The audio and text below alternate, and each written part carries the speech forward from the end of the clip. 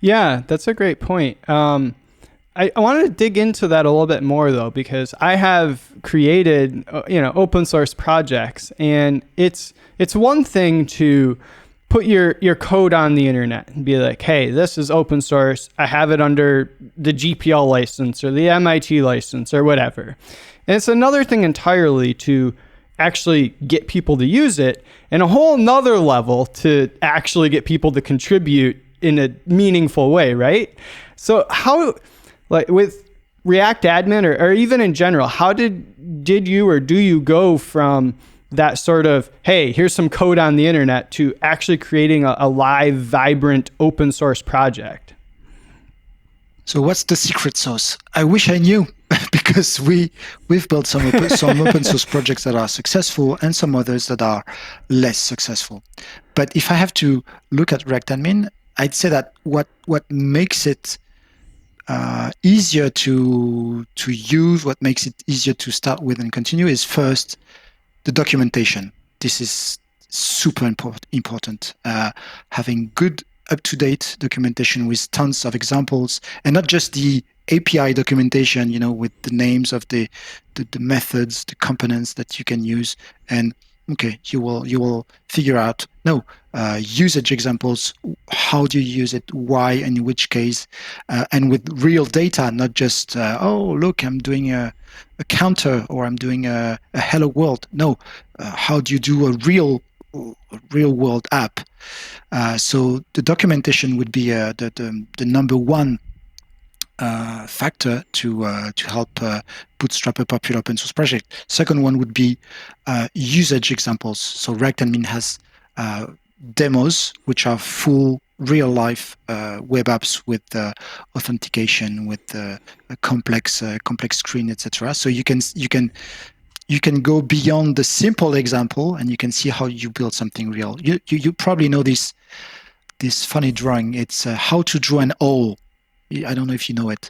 So the idea is that to draw an owl, you start by drawing two circles, okay, and then you draw the owl, because you have to figure out how to do that, how to do the path in between for yourself. And most of the documentation on anything is like that. Here is how you can do something simple, and for something complicated, well, figure that out yourself. And with React Admin, we tried very hard to show how to do things hard the simple way as well, with examples. So the second one would be examples. The third one would be reactivity. If you have an issue with an open source project, and you open an issue, and it takes a month for the author to answer, well, you have already forgotten about it. So maintainers need to maintain their projects and look at issues quite often. And with React, we do that every day, and most of the issues are closed within a few hours. So that's something mostly companies look at, because they will only use an open source project if they know they can have bug fix quite quickly. And I think the real most important factor would be that it must be something useful. You can do anything super documented, it's great marketing and stuff, and we're very lame at marketing anyway. But you can do everything if it's not useful. If people don't have the same itch as you do, then it will never get very popular. Or it may be popular, but people won't use it. Just for instance, we launched an open source library to do monkey testing on the browser. The idea is to try and break a single page app by clicking everywhere and scrolling and typing on the keyboard as much until the app breaks. And we've called it gremlins.js. And it was super popular because people thought, oh, that's right, you're throwing gremlins at your web page. So we had tons of stars on GitHub, and nobody uses it because it's just funny, right? But it's not something people do very they don't do that every day. They don't try their single page app. They don't try and break their single page app every day. So in the end, that's not really a popular project.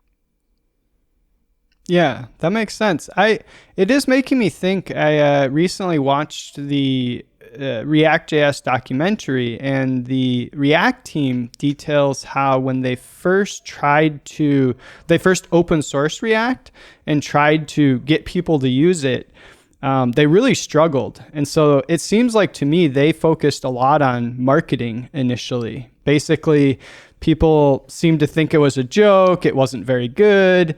And, they, in the documentary, were like, yeah, we had to like take a step back and be like, are we not communicating this effectively? Like, what's the deal here? And they came back and tried to communicate it in a different way.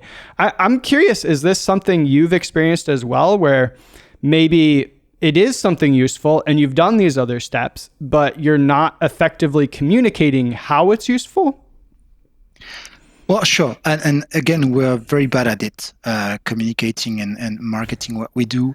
We're mostly an engineer company, so software engineer company. So this is not our main skill. I see many companies who do excellent job at communicating what they do, and just on the top of my head, Next.js, Supabase, and again, companies like that, they're very good at marketing what they do. And it's fascinating to see how just a simple feature can be made into something you want to have. Yeah, and I would love to have that talent. I don't, unfortunately. So we do our best just to talk the same language as our users, who are developers like us. And I'd say the package is not super beautiful. The updates are not properly worded as marketing stuff. But we think that if we can already reach people with that level of communication, it means better communication and better marketing can only get us further. But we have the fundamentals right. I think, on the contrary, if you have great marketing, great communication, but you don't have a product that is good enough or that doesn't differentiate enough from the competition, then, well, you'll get users because they'll see the bells and whistles and they want to try your product, but they won't stay.